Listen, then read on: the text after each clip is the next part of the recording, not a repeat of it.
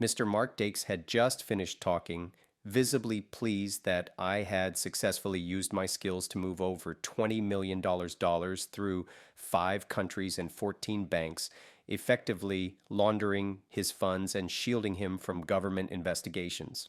My name is Mark Simmons, and I have earned a reputation as an expert on moving money, hiding funds, and protecting people from legal trouble. I avoid asking about the origins of money and stay out of my clients' affairs to protect myself from legal repercussions and to honor my moral principles. Although I am aware of my clients' questionable occupations, I adhere to the rule of not asking to avoid deception. My work generates a substantial income, and I apply my own strategies to manage 18 bank accounts in 10 countries, 10 cryptocurrency wallets, and a company that covers my living expenses and owns my assets. I receive an annual salary of $70,000 from the company for contingencies, providing a small profit for tax compliance. This approach protects me from civil suits, litigation, and divorce, allowing me to have a modest net worth and minimal income. Some clients offer me various incentives in the form of women, drugs, travel, and protection, but so far I have declined such offers. Recently, circumstances forced me to accept help with surveillance, protection, and some aspects of use of force from my business partners who were grateful for the help I provided them. My wife, Jen, sees me as a financial advisor, and she knows nothing about my income, funds, or offshore accounts. All she knows is that the company covers the mortgage, cars, and expenses, providing her with a comfortable lifestyle without having to work. I believe Jen was content and enjoyed being with me throughout our 5 years of marriage. Our relationship featured passionate and adventurous moments in bed, blending fun fantasy sex with love.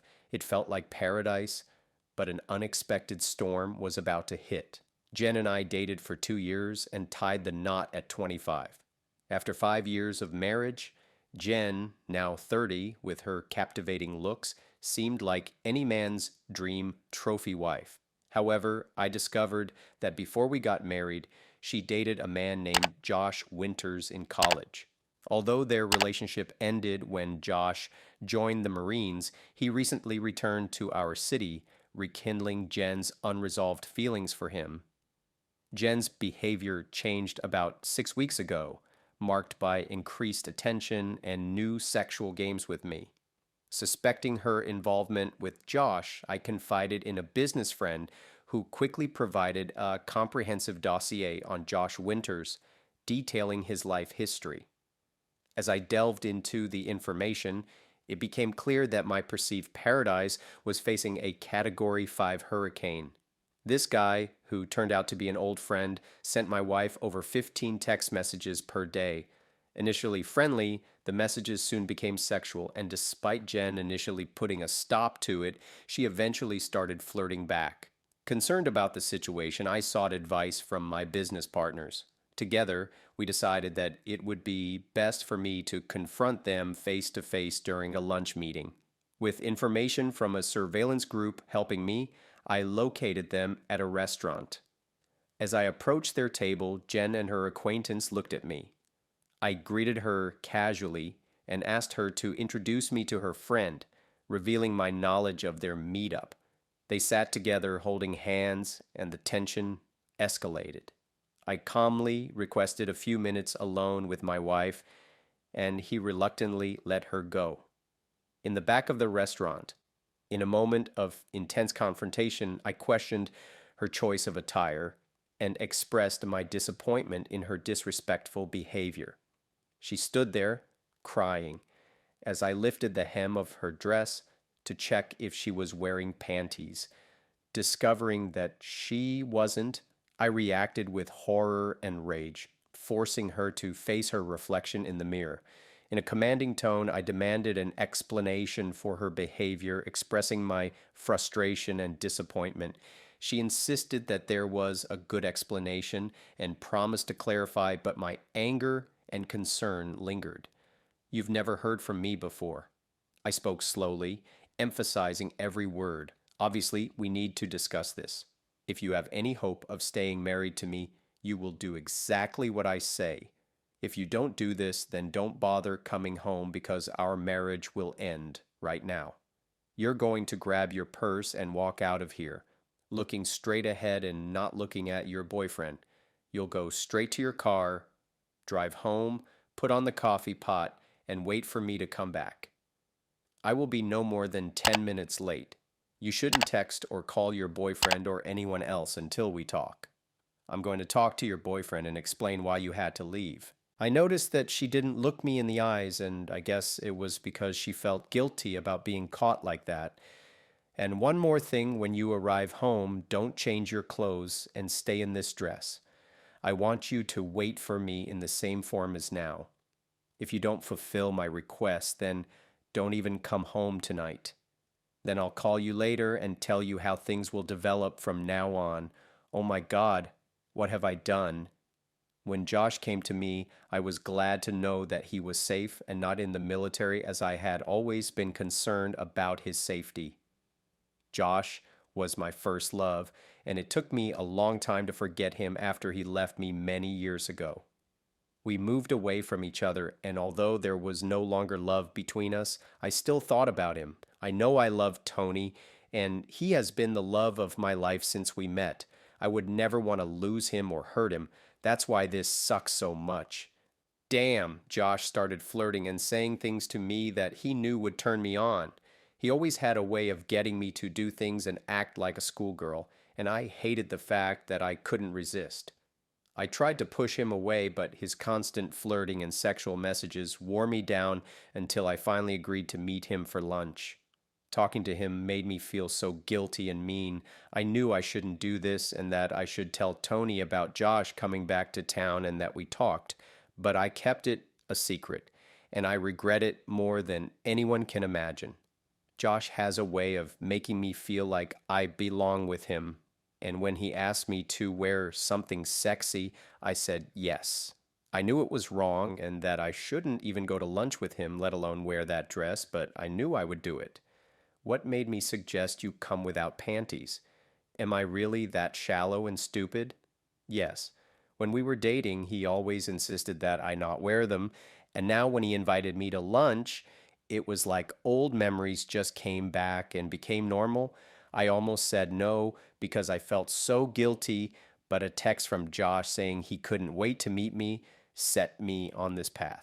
It was hard not to tell Tony, but I just figured one dinner for old time's sake wouldn't be a big deal, just for a couple of hours, just like old times, just like he said. Josh knew how to get me to do things, even when I didn't want to. I'll be honest, when I saw him in the restaurant, I felt horny. I knew we had a special chemistry, and now he looked sexier than even I remembered. 8 years in the Marine Corps created such a mass of beautiful. My face turned red as he kissed me, and he helped me sit in a private booth. It felt like old times. We laughed, and it seemed like he never left. Being around him made me happy and excited. When he took my hand on the table, I felt safe and warm. We were only there for a few minutes, enjoying ourselves, when out of nowhere, Tony appeared in front of us. Suddenly, he sat down right in front of us with a sadistic smile on his face that sent a chill down my spine. My heart stopped as I realized what it looked like holding hands with another man. I saw pain and anger in Tony's eyes, and I wanted to jump over the table, hug him, tell him how much I loved him, and take away his pain. Intentionally hurting Tony was the last thing I wanted, but that's exactly what happened. The way he looked at me with disgust and contempt broke my heart. The man I've been with for the last 5 years was looking at me with another man, a former lover. I sat there frozen and speechless when Tony said he wanted to talk to me. I expected him to say it was over between us. When he pulled me into the men's room, I didn't know what to expect. When he lifted my dress to reveal I wasn't wearing panties, I nearly fainted. I can only imagine what he was thinking. At that moment, I felt like a fallen and cheating wife. When he told me to go home and wait for him, I knew I had to listen to save our marriage. I needed to make him understand why I did this. I had to fix this and agree to whatever he said. When he said he was going to talk to Josh alone, I feared for him. Josh is much larger than Tony, with 8 years of Marine training. I was scared Tony might get hurt. I tried to apologize, but Tony told me to go home and that he would be there soon. When he said not to change my clothes, I realized I was in trouble, and it would be difficult to explain my actions. How did I let Josh talk me into this? I didn't want him in my life. I just wanted to relive old times and have some fun. But from Tony's point of view, it looked like I was about to have sex with Josh. How can I fix this? I felt like everyone was looking at me as I walked through the restaurant to my car. I didn't dare look at Josh, and I knew he was wondering where I was going. It took me a few minutes before I stopped crying enough to drive home. It was the longest trip, and seeing the pain in Tony's eyes made me cry again. How could I do this to him? I can't believe I let Josh manipulate me like that. Somehow I have to get Tony to understand and forgive me. Damn, I'm so screwed right now, and it's all because of Josh and my stupidity. When I got home, I put on the coffee and sat there wondering what happened to their conversation.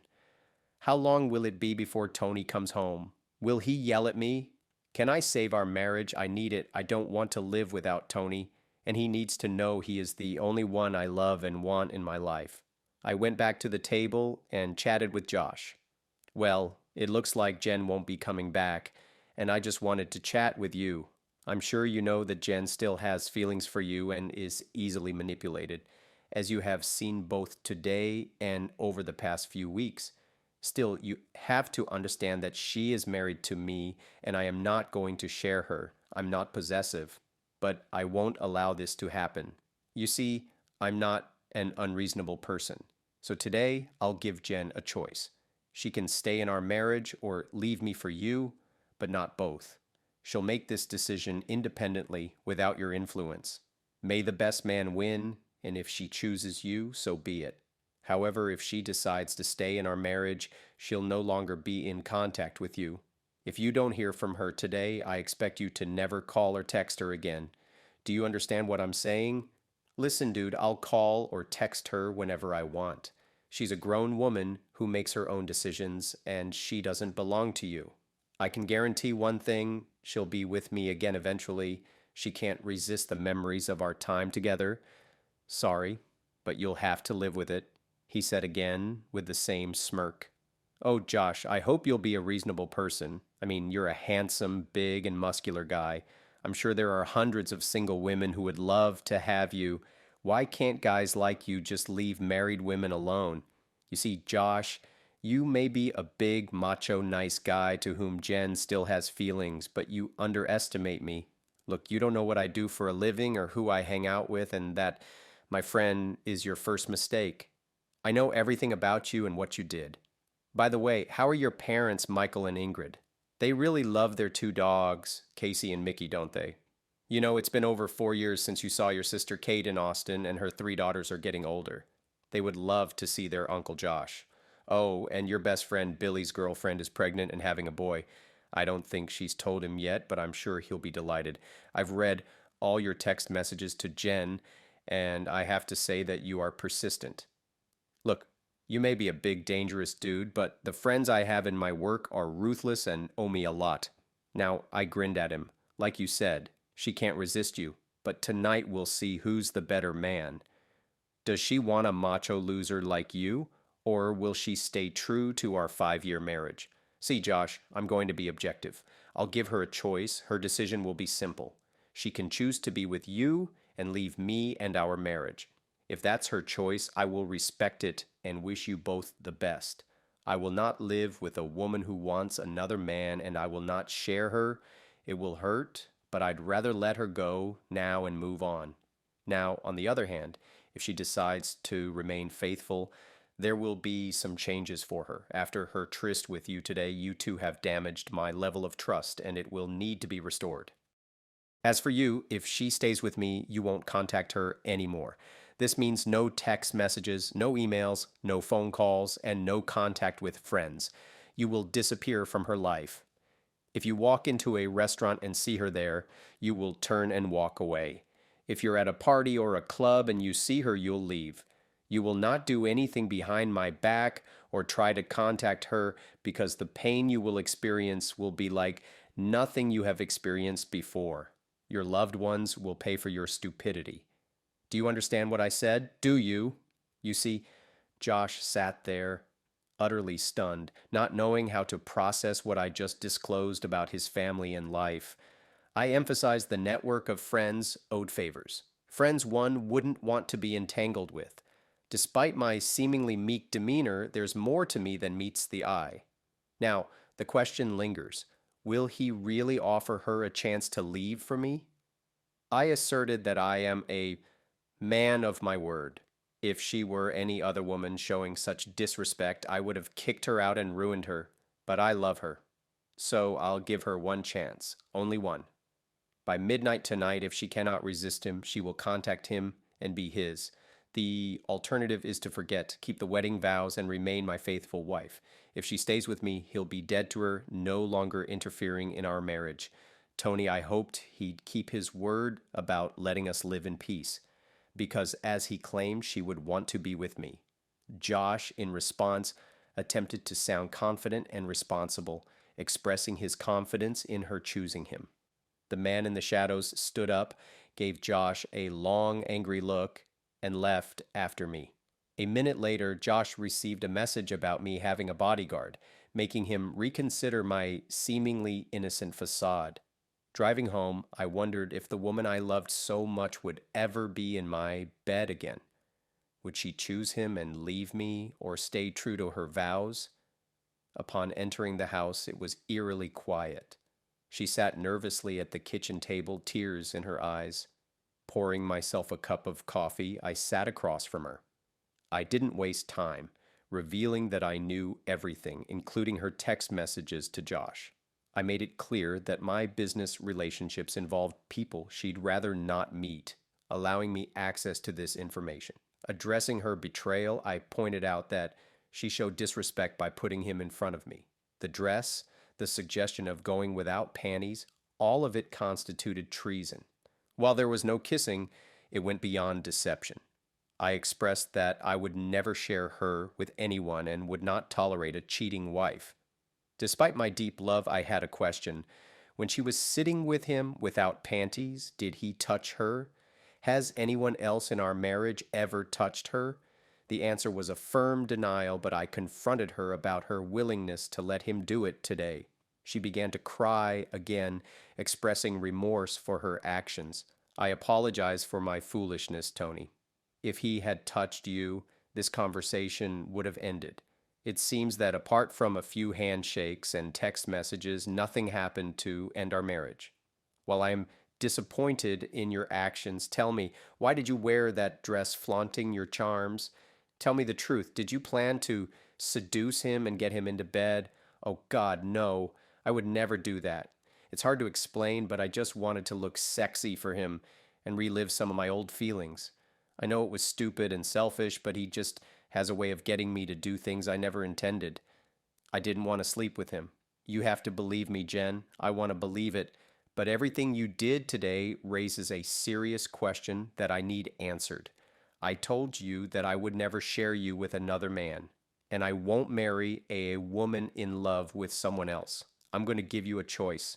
Think carefully, because once you choose, I will never again accept betrayal or disrespect from you. I know you love me, and I understand your past feelings for Josh. That's why I'm giving you a choice, Josh or our marriage. If you want to be with him, I will let you go, treat you fairly in the divorce, and allow you both to live in safety without retaliation.